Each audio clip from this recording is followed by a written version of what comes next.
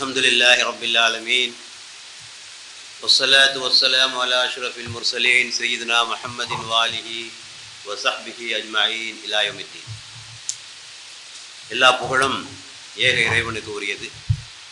சாந்தியும் சமாதானமும் பெருமானார் ஸல்லல்லாஹு அலைஹி வஸல்லம் அவர்கள் மீதும் அவர்களுடைய உறவினர்கள் மீதும் தோழர்கள் மீதும் நம் அனைவர் மீதும் என்றென்றும் நிலவட்டுமாக. அன்புக்குரிய பெரியோர்களே, சகோதரர்களே, அஸ்ஸலாமு அலைக்கும் வரஹ்மத்துல்லாஹி வபரகாத்துஹு. இன்றைய உரையில் இறை நிராகரிப்பு, குஃபுர் என்றால் என்ன என்பதை பற்றி சில விளக்கங்கள். என்ன, இது எங்களுக்கு தெரியாதா? குஃபுரை பற்றி தெரியாமலாம் முஸ்லீமாக உட்காந்துட்டு இருக்கோம். இதை பற்றி எங்களிடத்தில் பேச வேண்டிய அவசியம் என்ன என்று கூட உங்களிலே சிலருக்கு ஆச்சரியமாக கூட இருக்கலாம். இஸ்லாத்திற்கும் குஃபுருக்கும் வித்தியாசம் தெரியாமலா இத்தனை காலமாக முஸ்லீம்களாக நாங்கள் வாழ்ந்து கொண்டிருக்கிறோம்? எங்களுக்கு போய் குஃபுரை போய் சொல்ல வந்து விட்டீர்களா என்று கோபப்பட்டு விடாதீர்கள் தயவு செய்து. சில விஷயங்களை நாம் அதனுடைய முழு பரிமாணத்தில் நாம் சில விஷயங்களை புரிந்து கொள்வதில்லை. அதனுடைய ஒரு குறுகிய வடிவத்தில் நாம் சில விஷயங்களை புரிந்து கொள்கிறோம். ஆகவேதான் சில விளக்கங்கள் தேவைப்படுகின்றன. குஃபுர் என்பதற்கும் நாம் ஒரு விரிவான கண்ணோட்டத்தை நாம் இங்கே பார்க்க போகிறோம். முதலாவதாக, குஃபுர் என்ற வார்த்தைக்கு என்ன பொருள்? நேரடியான அகராதி பொருள் என்ன? What is the literary meaning? குஃபுர் என்ற வார்த்தைக்கு என்ன பொருள் என்றால் மறைத்தல், ஒரு பொருளை மறைப்பது, கன்சீல், கவர் என்று சொல்வது. ஒரு விவசாயி விதையை மண்ணுக்குள் மறைப்பதை அரபியிலே குஃபுர் என்று சொல்வார்கள், மறைப்பல். இங்கே ஆன்மீக கண்ணோட்டத்திலே சொல்வதாக இருந்தால் தனது இயற்கையான உணர்வை அவன் மறைக்கிறான். அவனுடைய இயற்கை சொல்லுகிறது இறைவன் ஒருவன் தான் என்று சொல்லுகிறது. இம்மைக்கு பின்னால் ஒரு வாழ்க்கை உண்டு என்று அவனுடைய இயற்கை உணர்வு அவனிடத்திலே சொல்லுகிறது. ஆனால் அதை அவன் திரையிட்டு மறைத்து அவன் குஃபுரின் பக்கமாக சென்று விடுகிறான். பெருமானார் சொல்லவில்லையா, பிறக்கின்ற குழந்தைகள் எல்லாம் இயற்கை நிலையில் இறை நம்பிக்கையாகத்தான் பிறக்கிறார்கள், பித்ரா என்ற இயற்கை நிலையில் தான் பிறக்க. எல்லா குழந்தைகளும் இயற்கையாக இறை நம்பிக்கையாளராகத்தான் பிறக்கிறார்கள், பெற்றோர்கள் தான் அவர்களை மாற்றுகிறார்கள் என்று பெருமானார் சொல்லவில்லையா? அதற்கு ஒப்ப தன்னுடைய இயற்கை தன்மையை அவன் மறைக்கிறான். ஆக குஃபுர் என்பதற்கு ஒரு பொருள் மறைத்தல், இன்னொரு பொருள் மறுத்தல், மறுப்பது, இறைவனை மறுப்பது, இறை தூதர்களை மறுப்பது, மறுமையை மறுப்பது, இறை வேதங்களை மறுப்பது, இது மறுத்தல். இன்னொரு பொருள் குஃபுர் என்பதற்கு இன்னொரு பொருள் மறத்தல், நன்றி மறத்தல், நன்றி கொள்ளுதல். அதற்கு பேரும் குஃபுர் என்றுதான் குர்ஆனிலே படித்தால் உங்களுக்கு தெரியும். ஷுக்குர் என்ற வார்த்தைக்கு நேர் எதிர்ப்பதமாக, நன்றிக்கு நேர் எதிர்ப்பதமாக குஃபுர் என்ற வார்த்தை குர்ஆனிலே வரும். எனக்கு நன்றி செலுத்துங்கள், நீங்கள் நிராகரிப்பாளராக ஆகிவிடாதீர்கள். ஆக ஷுக்குர் என்ற நன்றி கூறுகின்ற வார்த்தைக்கு எதிர்ப்பதம் குஃபுர். ஆகவே குஃபுர் என்பதற்கு மூன்று பொருள். ஒன்று மறைத்தல், தனது இயற்கை உணர்வை மறைத்தல், மறுத்தல், இறைவனை, இறை தூதர்களை, மறுமையை மறுத்தல். மூன்றாவதாக மறத்தல் என்று பொருள். இந்த குஃபுரிலே முக்கியமான வகை குஃபுருல் அக்பர் என்று சொல்வது என்னவென்றால், இறைவன் இல்லை என்று சொல்வது, இறை தூதர் இல்லை என்று சொல்வது, மறுமை இல்லை என்று சொல்வது, இறைவனுடைய அதிகாரங்களை மறுப்பது, இறைவனுடைய வல்லமைகளை மறுப்பது, இவையெல்லாம் குஃபுருல் அக்பர். இதுதான் மிகப்பெரிய குஃபுர். இந்த நிலைக்கு வந்தவர்கள் அவர்கள் இஸ்லாத்தினுடைய வட்டத்திற்குள்ளேயே வரமாட்டார். இதுதான் இருப்பதிலேயே மிக மோசமான குஃபுர் என்பது இந்த வகையை சார்ந்ததுதான். இறைவனையும், இறை தூதர்களையும், மறுமையும், வேதங்களையும், இறைவனுடைய மேலாண்மையும், அதிகாரத்தையும், பண்புகளையும் மறுப்பது. இரண்டாவது வகையை பற்றி தான் நாம் அதிகமாக பேசப் போகிறோம். ஏற்றுக்கொண்ட பிறகும், அல்லாஹ்வையும் அல்லாஹ்வுடைய தூதரையும் மறுமையும் ஏற்றுக்கொண்ட பிறகும் ஒருவன் நிராகரிப்பாளராக இருக்கிறான். நமக்கு எல்லோருக்கும் தெரிந்த ஹதீஸ், எல்லாருக்கும் அடிக்கடி கேள்விப்பட்ட ஹதீஸ், எவர் வேண்டுமென்றே தொழுகையை விடுகிறாரோ அவர் காபிராக ஆகிவிடுகிறார். எல்லாரும் கேட்டிருக்கோம், அடிக்கடி இந்த ஹதீஸை கேள்விப்பட்டோம். எவர் வேண்டுமென்றே தொழுகையை விடுகிறாரோ அவர் காபிராக ஆகிவிடுகிறார். பெருமானார் அவர்கள் சொன்னார்கள், ஒரு முஸ்லிமையும் ஒரு காபிரையும் பிரித்து காட்டுவதே தொழுகைதான். அப்போ இங்கே ஏற்றுக்கொண்டு விட்டார். ஏற்றுக்கொண்ட பிறகு அந்த ஏற்றுக்கொண்ட ஈமானினுடைய கடமைகளை செய்ய தவறிவிட்ட காரணத்தினால் குஃபுருடைய ஒரு சாயல் இவரிடத்திலே படிந்திருக்கிறது. குஃபுருடைய ஒரு சாயல் இவரிடத்திலே பரிந்திருக்கிறது. ஏற்றுக்கொண்டால் போதுமா? ஏற்றுக்கொண்டபடி செயல்பட வேண்டாமா? ஏற்றுக்கொள்வது என்பது ஒரு ஒப்பந்தம் செய்வதை போல, ஒரு அக்ரிமெண்ட். நான் அல்லாஹ்வை ஏற்றுக்கொண்டேன், தூதரை ஏற்றுக்கொண்டேன், அக்ரிமெண்ட் படி செயல்படணும். இல்லை கையெழுத்து போட்டுட்டு ஒண்ணுமே செயல்படலாம், அந்த அக்ரிமெண்ட்டுக்கு ஏதாவது மரியாதை உண்டா? ஆகவே அல்லாஹ்வையும் அல்லாஹ்வுடைய தூதரையும் ஏற்றுக்கொண்ட பின்னர் அதன் கடமைகளை செய்யாமல் இருக்கிறார்களே அவர்களுக்கும் காஃபிர் என்று பெருமானார் ஸல்லல்லாஹு அலைஹி வஸல்லம் சொல்கிறார். இன்றைக்கு இந்த அளவுகோலை வைத்துக் கொண்டு பார்த்தால் எத்தனை பேர் தேர்வார்கள்? தொழாதவருடைய எண்ணிக்கை எத்தனை பேர்? ஜகாத் கொடுக்காவுடைய எண்ணிக்கை எத்தனை பேர்? எல்லா செல்வ வசதியும் இருந்து ஹஜ்ஜிக்கு போக எத்தனை பேர்? சிங்கப்பூருக்கு போவாங்க, லண்டனுக்கு போவாங்க, அமெரிக்காவுக்கு போவாங்க, ஹஜ்ஜிக்கு மட்டும் போக மாட்டாங்க. இருக்காங்களா இல்லையா? அப்ப என்ன அர்த்தம்? ஈமான்ல உறுதி இல்லை. ஏற்றுக்கொண்டால் போதுமா? ஏற்றுக்கொண்ட பிறகு அதன்படி செயல்பட இல்லை என்று சொன்னால் அவர்களை எப்படி முழுமையான முஃமின் என்று ஏற்றுக்கொள்ள முடியும்? ஆகவேதான் இங்கே சொல்லப்பட்டிருக்கின்ற கருத்து, குஃப்ரிலே முதல் வகை ஏற்றுக்கொண்ட பிறகு செயல்படாமல் இருப்பவர்கள், இது ஒரு வகை. அடுத்த வகை அல்லாஹ்வினுடைய சட்டங்களின்படி தீர்ப்பு செய்ய மாட்டார். அல்லாஹ் தஆலா இதை ஹலால் இது ஹராம் என்று சொல்லியிருக்க அதன்படி செயல்படாமல் தங்கள் இஷ்டத்திற்கு முடிவு செய்வார்கள்.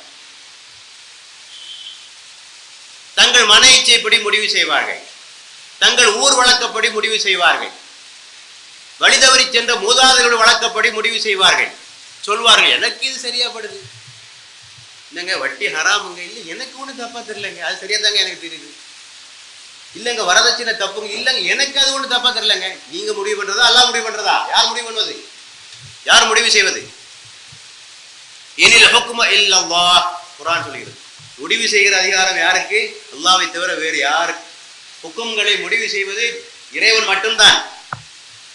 இன்னொரு வசனம் சொல்லுகிறது, உங்கள் நாவுகளினால் இந்த பொருள் ஹலால் இந்த பொருள் ஹராம் என்று பொய் உரைப்பது போல் அல்லாஹ்வின் மீது நீங்கள் பொய்யை ஏற்றி சொல்லாதீர்கள். உங்க இஷ்டத்துக்குலாம் சொல்லிட்டு இருக்காத, இது ஹலால் இது ஹராம் என்று உன் இஷ்டத்துக்குலாம் சொல்லிட்டு இருக்காத என்று ஒரு வசனம் சொல்லுகிறது. இன்னொரு வசனம் கேட்கிறது, அல்லாஹ்வை தவிர உங்களுக்கு மார்க்கத்தை அனுமதிப்பவன் யார்? தீனை உங்களுக்கு அளிப்பவன் யார்? அம்லஹும் ஷுரகாஉ ஷரஉ லஹும் மின தீனி மாலம் யதன் பிஹில்லாஹ். அல்லாஹ்வை தவிர வேறு ஏதேனும் தெய்வங்கள் இருக்கின்றனவா? மார்க்கத்தை விதியாக்குகின்ற, தீனை சொல்லுகின்ற வேறு தெய்வங்கள் ஏதாவது இருக்கிறது? வேறு யாராவது உண்டா? அல்லாஹ்வை தவிர யாராவது உண்டா? குர்ஆன் கேட்கிறது. ஆகவே ஹலால் ஹராம முடிவு செய்கிறது இறைவன், நாம் செய்வதல்ல. அந்த அதிகாரத்தை நாம் கையிலே எடுத்துக்கொண்டால் இறைவனுக்கு எதிராக கலகம் புரிகிறோம் என்று பொருள். குர்ஆனிலே ஒரு வசனம், இத்தஹது அஹ்பாரஹும் ருஹ்பானஹும் அர்பாபம் மின் தூனில்லாஹ் வல் மஸீஹ் இப்னு மரியம். இந்த வேதத்தை உடையவர்கள், கிறிஸ்தவர்களையும் யூதர்களையும் குறித்து சொல்கின்ற வசனம் இது. இந்த வேதத்தை உடையவர்கள் தங்களது பாதிரிமார்களையும் குருமார்களையும் தங்களுடைய கடவுளாக ஆக்கி கொண்டார்கள். அத்தோடு மரியமின் மகன் ஈசாவையும் தங்களது கடவுளாக ஆக்கி கொண்டார்கள் என்று ஒரு வசனம். இந்த வசனத்தை பெருமானார் அவர்கள் அதி இப்னு ஹாத்திம் என்ற கிறிஸ்தவ அறிஞரிடத்திலே ஓதி காட்டினார். அப்போது அவர் ஆட்சேபித்தார், உண்மைதான், மரியமின் மகனான ஈசாவை நாங்கள் கடவுளாக ஏற்றுக்கொள்கிறோம் என்பது உண்மைதான். எங்கே நாங்கள் எங்களுடைய பாதிரிமார்களையும் குருமார்களையும் நாங்கள் எப்போது கடவுளாக ஆக்கினோம்? என்ன உங்க குர்ஆன் இப்படி சொல்லுது என்று அவர் ஆட்சேபித்தார். அப்போது பெருமானார் அவரிடத்திலே திருப்பி கேட்டார்கள், உங்கள் பாதிரிகளும் குருமார்களும் எவற்றை ஹலால் என்று சொல்லுகிறார்களோ அவற்றை நீங்கள் ஹலால் என்று ஏற்றுக்கொள்கிறீர்கள், எவற்றை அவர்கள் ஹராம் என்று சொல்லுகிறார்களோ அவற்றை நீங்கள் ஹராம் என்று ஏற்றுக்கொள்கிறீர்கள். ஆகவே அவர்கள் உங்களுடைய கடவுளாக ஆகிவிட்டார்கள். ஹலால் ஹராமை நிர்ணயம் செய்பவன் யார்? அல்லாஹ். அந்த அதிகாரத்தை யாராவது தனது கரத்திலே எடுத்துக்கொண்டால் அவன் அல்லாஹ்வுடைய அந்தஸ்துக்கு தன்னை உயர்த்தி கொண்டு இறைவனுக்கு எதிராக கலகம் புரிகிறான் என்று பொருள். Is a rebellion. ஆகவே ஹலால் ஹராமை முடிவு செய்கிற அதிகாரம் மனிதர்களுக்கு கிடையாது. ஆகவே குஃப்ரிலே இரண்டாவது வகை, அல்லாஹ்வுடைய சட்டப்படி தீர்ப்பளிக்காதீர்கள். ஒமல்லம் யஹ்கும் பிமா அன்ஸலல்லாஹு வஉலாயிக ஹுமுல் காஃபிரூன். நன்றாக கவனியுங்கள், 5வது அத்தியாயம் 44வது வசனம். ஒமல்லம் யஹ்கும், யார் தீர்ப்பளிக்கிறார்களோ, அல்லாஹ் இறக்கி அருள்வதை கொண்டு யார் தீர்ப்பளிக்கவில்லையோ, வஉலாயிக ஹுமுல் காஃபிரூன், அவர்கள் காஃபிர்கள். குர்ஆன் சொல்லுது. ஆகவே தீர்ப்பு செய்ய வேண்டியவர் இறைவன். இந்த வசனத்தை ஒருவர் ஓதி காட்டிவிட்டு ஒரு சஹாபி இன்னொரு சஹாபி ஹுதைபா ரலியல்லாஹு அன்ஹு ஓதி காட்டினார். ஓதி காட்டிவிட்டு சொன்னார், இது யூதர்களை பற்றித்தானே சொல்லப்படுகிற வசனம், இது யூதர்களுக்காக இறங்கிய வசனம் தானே என்று சொன்னிய போது அவர் சொன்னார், ஹுதைபா ரலியல்லாஹு அன்ஹு அவர்கள், கசப்பான விஷயங்கள் என்றால் யூதர்கள், இனிப்பான விஷயங்கள் என்றால் உங்களுக்கு, இது உங்களுக்கும் தான் பொருந்தும், இது உங்களுக்கும் தான் பொருந்தும். நீங்களும் காலம் செல்ல செல்ல எப்படி பனி இஸ்ராயேல்கள் தடம் புரண்டு போனார்களோ அதுபோல் நீங்களும் மாறி போவீர்கள், அதை எச்சரிப்பதற்காகத்தான் இந்த வசனம் என்று சொல்லி காட்டினார். ஆகவே ஹலால் ஹராம், நன்மை எது தீமை எது என்று முடிவு செய்கின்ற அதிகாரத்தை ஒருவன் தனது கரங்களில் எடுத்துக்கொண்டால் அவன் காபிராக ஆகிவிட்டான் என்று அல்லாஹ்வை ஏற்றுக்கொண்டான். அல்லாஹ்வை ஏற்றுக்கொண்டான், ரசூலுல்லாஹ்வை ஏற்றுக்கொண்டான். ஆனால் எது ஹலால் எது ஹராம் என்று முடிவு கிடைக்கும் இவன் இஷ்டப்படி முடிவு பண்றான். ஆக நாம் ஒன்றை புரிந்து கொள்ள வேண்டும், அல்லாஹ் ஒன்றை ஹலாலாக ஆக்கினால் அது நம்முடைய நன்மைக்காக இருக்கு, அல்லாஹ் ஒன்றை ஹராமாக ஆக்கினால் அது நம்முடைய நன்மைக்காக இருக்கு. அல்லாஹ்வுக்கு தெரியாதா? வட்டியை அல்லாஹ் தடை செய்கிறான், நாம் வாதம் புரிகிறோம். அது எப்படி இந்த காலத்தில் பொருளாதாரம் எப்படி இயங்கும், வட்டி இல்லாமல் பொருளாதாரம் செய்ய முடியுமா, வட்டி இல்லாமல் நம்முடைய சமுதாயம் எப்படி முன்னேறும், எப்படி தொழில் செய்ய முடியும், அல்லாஹ்வுக்கு தெரியாது. உங்களால் தாங்கிக் கொள்ள முடியாத சுமையை அல்லாஹ் உங்கள் மீது சுமத்துவானா? யோசித்து பாருங்கள். லா யுகல்லிஃபுல்லாஹு நஃப்ஸன் இல்லா உஸ்ஸாஹா, குர்ஆன் சொல்கிறது. உங்களால் தாங்கிக் கொள்ள முடியாத எந்த சுமைகளையும் அல்லாஹ் உங்கள் மீது சுமத்துவது. ஆக முடியாத ஒரு காரியத்தை அல்லாஹ் உங்க மேல சுமத்திட்டு இதை செய்யுங்கன்னு சொல்லுவானா? செய்வானா? அல்லாஹ் சொல்லுவானா அப்படி? அப்ப அல்லாஹ் ஒன்றை தடை செய்திருந்தால் அது நம்மால் தாங்கிக் கொள்ள முடிந்ததுதான். அதற்கு மாற்று வழியை அல்லாஹ் வைத்திருப்பான். வட்டியை தடை செய்தால் அதற்கு ஒரு மாற்று வழி உண்டு, வட்டி இல்லாத பொருளாதாரம் உண்டு. ஒரு முஸ்லீம் அப்படித்தான் சிந்திக்க வேண்டும். அல்லாஹ் அதை தடை செய்தால் இதற்கு மாற்று வழி என்ன? அதற்கு ஒரு வழியும் மார்க்கத்திலே உண்டு. பல இஸ்லாமிய அறிஞர்கள் அப்படி சிந்தித்தார்கள், வட்டி இல்லாத பொருளாதாரத்தை உருவாக்கினார்கள். உலகத்திலே 400 வங்கிகளை இன்றைக்கு உருவாக்கி செயல்படுத்தி கொண்டிருக்கிறார்கள். அவர் முஸ்லீம் அப்படித்தான் சிந்திக்க வேண்டும். தவிர இந்த காலத்தில் இது முடியுமா, இந்த காலத்தில் செயல்படுத்த முடியுமா என்று யோசித்து பார்த்தால் எல்லா ஹராமே ஹலால் ஆக்கிக்கலாம், எல்லாத்தையுமே ஹலாலையும் ஹராமே ஹலாலாக ஆக்கிக் கொள்ளலாம். ஆகவே குஃபுரிலே 2வது வரை தனது இஷ்டத்திற்கு ஹலால் ஹராமை முடிவு செய்வது என்பதை நாம் புரிந்து கொள்ள வேண்டும். 3வதாக குஃபுரிலே அடுத்த வகை சிலவற்றை ஏற்பது, சிலவற்றை நிராகரி. மார்க்கத்தில் சில விஷயங்களை ஏற்றுக்கிறது, சில விஷயங்களை விட்டுறது. தனக்கு எதெல்லாம் இடிக்கலையோ அதெல்லாம் எடுத்துக்கிறது, தனக்கு எதெல்லாம் இடிக்குதோ அதெல்லாம் விட்டுறது. பிடிச்சதை எடுத்துக்கிறது, இடிக்கிறத விட்டுறது. அல்லாஹ் கேட்கிறான், அஃபதுமினூன பிபாதில் கிதாபி வ தக்ஃபுரூன பிபாத். மார்க்கத்திலே ஒரு பகுதியை, வேதத்திலே ஒரு பகுதியை ஏற்றுக்கொண்டு நீங்கள் இன்னொரு பகுதியை நீங்கள் நிராகரிக்கின்றீர்களா என்று கேட்கிறார். ஒரு பகுதியை ஏற்றுக்கொண்டு இன்னொரு பகுதியை நீங்கள் நிராகரிக்கிறீர்களா என்று கேட்கிறார். சொல்வார்கள், நோன்பு பிடிக்க மாட்டார்கள். ரமலான் மாதத்திலே எல்லா நோன்பையும் பிடிப்பார்கள், அந்த மாதத்திலே எல்லாம் தொழுவார்கள். ரமலானோடு எல்லாம் சரி. ஒருவருக்கு தொழுகை மட்டும் பிடிக்கிறது, தொழுவார். ஜக்காத்தின் பக்கம் தலையெடுத்தும் பார்க்க மாட்டார். எத்தனை ரக்காத்து வேணாலும் தொழுவார். சுன்னத்தான தொழுகைகள் கூட தொழுவார். இஷ்ராக்கு தொழுவார், தஹஜ்ஜுத் தொழுவார்.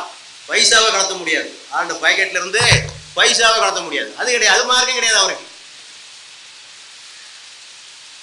ஆகவே அவருக்கு இதுல தொழுகையில தொழுவதால உடலை கஷ்டத்தை ஏற்றுக்கொள்வதற்கு தயார், பொருளாதார கஷ்டத்தை ஏற்றுக்கொள்வதற்கு தயாராக. இதுக்கு நேரம் மாத்தமா சொல்லுவங்க இருக்காங்க, எவ்வளவு பைசா வேணாலும் வாங்கிக்கோ, தொழுவா அங்க வாங்க போடக்கூடாது, இப்படி சொல்ல இருக்காங்க. பைசா வேணுமா, பள்ளியாதுக்கு டியூப் லைட் போடணுமா, ஃபேன் போடணுமா, அது போடணுமா, வாங்கிக்கோ. தொழுகவா அங்க வாங்கி வேணாம் போடக்கூடாது, சொல்றாங்க இருக்கா இல்லையா? அதுவே மார்க்கத்தை கூறு போடாதீர்கள், மார்க்கத்தை கூறு போடாதீர்கள். அதே மாதிரி ஹராமில் வந்துருச்சு வைங்க, பந்தி இறைச்சி செத்தாலும் சாப்பிட மாட்டான், செத்தாலும் பந்தி இறைச்சி சாப்பிடணும். ஆனால் வட்டி வாங்குவார்கள், வரதட்சணை வாங்குவார்கள், லஞ்சம் வாங்குவார்கள், லஞ்சம் வாங்குவாங்க. எந்த அல்லாஹ் பந்தி இறைச்சி ஹராமாக்கினானோ அதே அல்லாஹ் தானே இவற்றையும் ஹராமாக்கி இருக்கிறார். ஏன் அது ஹராமுக்குள்ளே என்ன வேறுபாடு, என்ன வேறுபாடு வேண்டியிருக்கிறது? ஆகவே இவர்களையும் காபிர்கள் என்று திருமறை குறிப்பிடுகிறது. வேதத்தில் ஒரு பகுதியை ஏற்றுக்கொண்டு ஒரு பகுதியை நீங்கள் நிராகரிக்கின்றீர்கள். ஆக இது குஃப்ரிலே அடுத்த வகை. இன்னொரு வகை நன்றி கொன்றவர்கள். நான் ஏற்கனவே சொன்னேன், குஃப்ர் என்பதற்கு நன்றி மறத்தல். இறைவன் தந்த அருட்கொடைகளை அவன் எந்த நோக்கத்திற்காக தந்தானோ அதற்கு பயன்படுத்தாமல் வேறு காரியங்களுக்காக அதனை பயன்படுத்துதல்.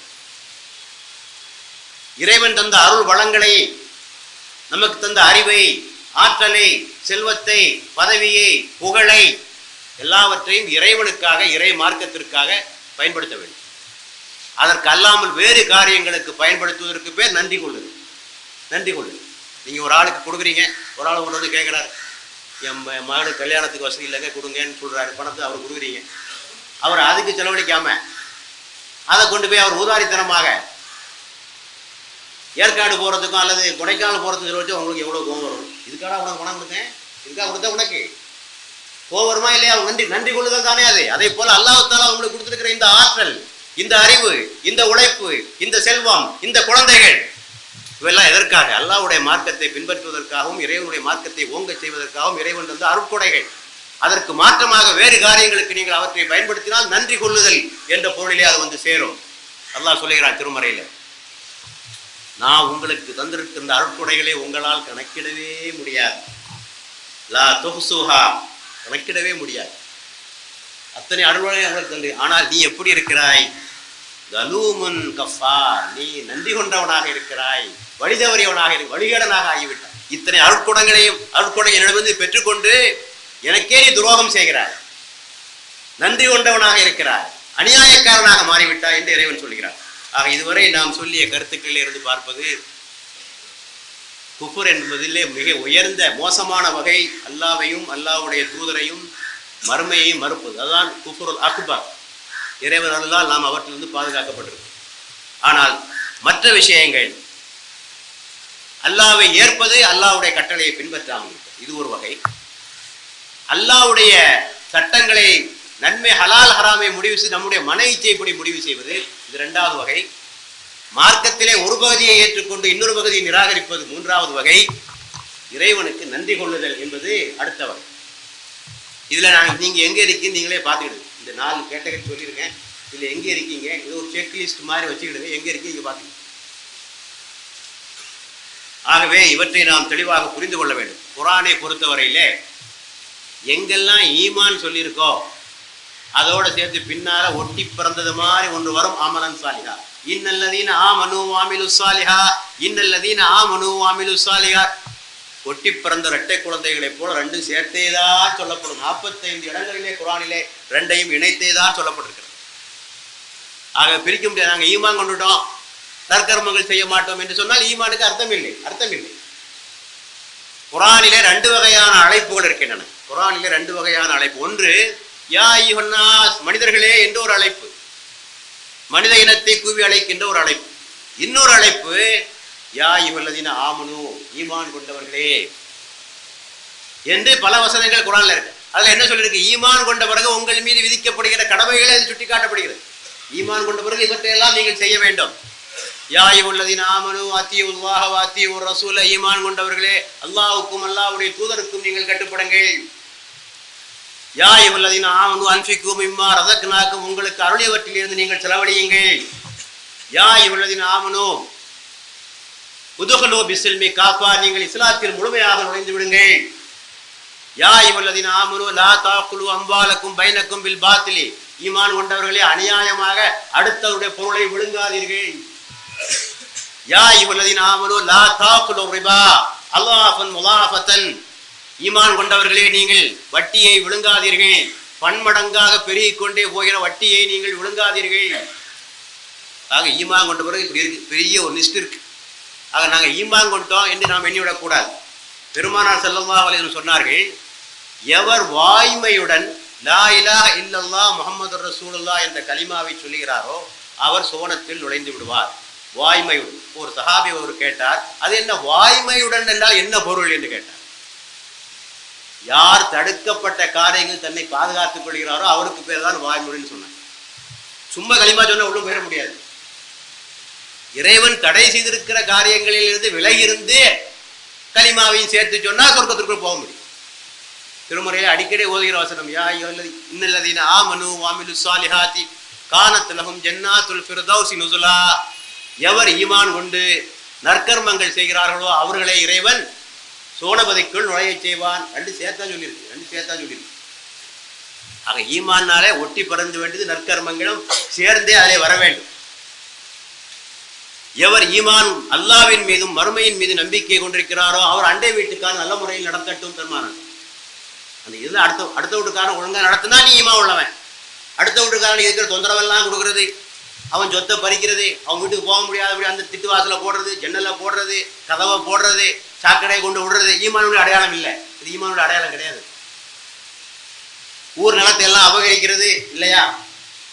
இந்த எத்தனை வழக்குகள் இல்லையா? நில வழக்குகள் எத்தனை வழக்குகள்? சின்ன சின்ன ரெண்டு ரெண்டு 2 அடி 3 அடி தெரியும். அடுத்தவனால நல்லா தெரியும். தெரிஞ்சுக்கிட்டே நடக்கிட்ட வழக்கு தான் 30, நம்ம நாட்டில் 30 வருஷம் நடக்கணும் வழக்கு தான். அதுக்குள்ள பேரம் மறந்துடுவான்.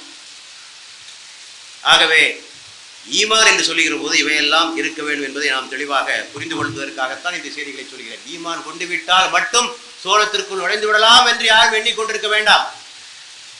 ஆனால் இப்படி சொன்னால் ஒரு எச்சரிக்கையும் சொல்லுகிறேன். இதுல ஈமான் இருக்கா இல்லையா, எவன் உண்மையான முஸ்லீம், எவன் சொர்க்கத்துக்கு போவான், இதையெல்லாம் யாரும் முடிவு செய்யணும், அல்லாஹ் தான் முடிவு செய்வான். நீங்க யாரையும் பார்த்து காபிரெல்லாம் சொல்லிடாதீங்க. யாரையும் பார்த்து அந்த சர்டிபிகேட் கொடுக்குற அதிகாரம் எல்லாம் யாருக்கும் கிடையாது, யாரும் கிடையாது. பெருமானார் சொன்னார்கள், நீங்கள் ஒரு முஸ்லிமை பார்த்து நீங்கள் காபிர் என்று சொன்னால் அவன் காபாக இல்லாவிட்டால் அது உங்கள் மீதே திரும்பும், அது உங்கள் மீதே திரும்பும் என்று சொன்னார்கள். இன்னைக்கு நம்ம சமுதாயத்தில் குஃபுர் பத்துவாவுக்கு பஞ்சமே கிடையாது, பஞ்சமே கிடையாது. அவன் காபிர், இவன் காபிர், அவன் நரகத்துக்கு போவான், இவன் நரகத்துக்கு போவான். யார் இந்த அதிகாரத்தை உங்களுக்கு கொடுத்தது? யார்? Who gave this authority to you? ஆக ஒவ்வொரு தரப்பினரும் அவர் காபிர், இவர் காபிர், இவர் முஷ்ரிக், அவர் இந்த அதிகாரம் எல்லாம் யாருக்கும் கிடையாது. அந்த நோக்கத்தில் இந்த உரையை நான் நிகழ்த்தி கொண்டிருக்கவில்லை. இது இறைவன் முடிவு செய்யக்கூடிய ஒரு விஷயம் என்பதற்காகத்தான் நான் சொல்லிக் கொண்டிருக்கிறேன். ஏன் ஏற்றுக்கொண்ட பிறகு இந்த தடுமாற்றம் நமக்கு ஏன் வந்தது? ஈமான் கொண்ட பிறகு ஏன் செயல்படாமல் இருக்கிறோம்? காரணம் என்ன?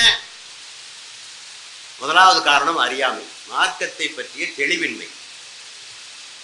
ஏதோ நம்முடைய பெற்றோர்கள் முஸ்லிம்கள், நம்முடைய மூதாதையர்கள் முஸ்லிம்கள், நாம் முஸ்லிம்கள். We are Muslims by chance. We are Muslim by chance, not by choice. நாம ஒன்றும் தேர்ந்தெடுக்கல. குர்ஆனை படித்து, ஹதீஸை படித்து, எல்லா மதங்களையும் ஆராய்ச்சி பண்ணி இஸ்லாம் தான் சிறந்தது என்று தேர்ந்தெடுத்தா உள்ள வந்திருக்கோம்.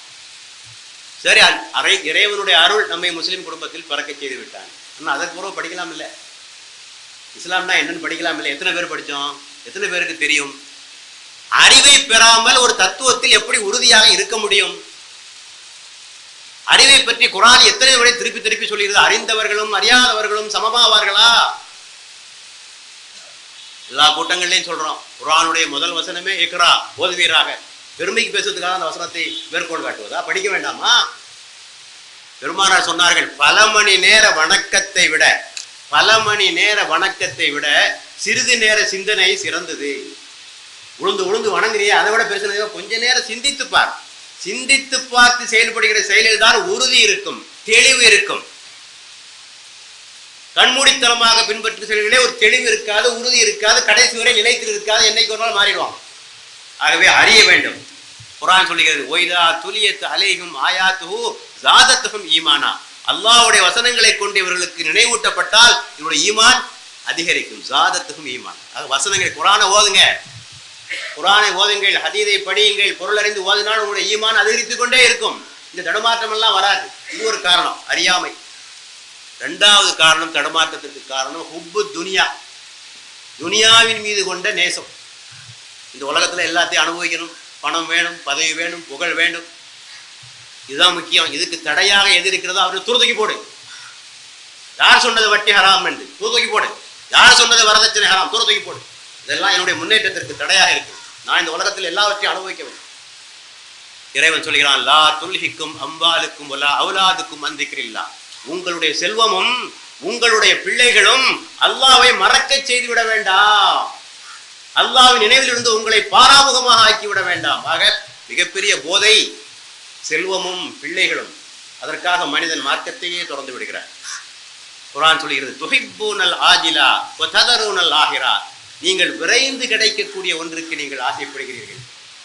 ததரூனல் ஆஹிரா, மறுமையை நீங்கள் விட்டு விடுங்கள். நாளைக்கு கிடைக்கிற பொருள் மீது உங்களுக்கு ஆசை வருகிறது, மறுமையை விட்டு. மறுமை எப்போ வருதோ யாருக்கே தெரியும்.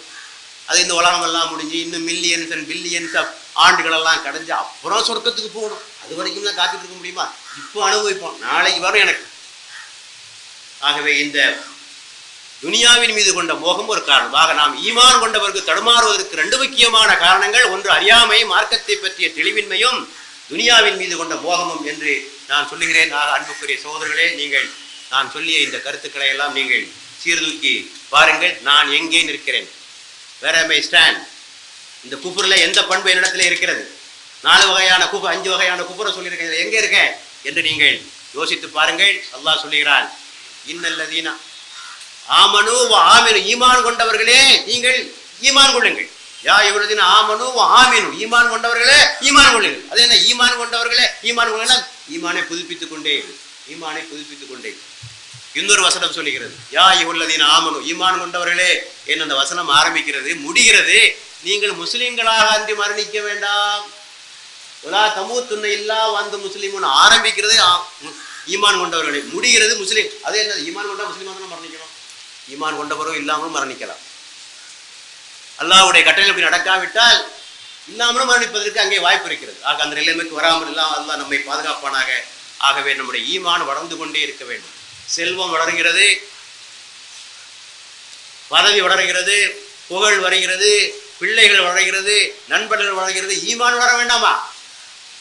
வாஹிரு தாவானா அல்ஹம்துலில்லாஹி ரப்பில் ஆலமீன். வஸ்ஸலாமு அலைக்கும் வரஹ்மத்துல்லாஹி வபரகாத்துஹு.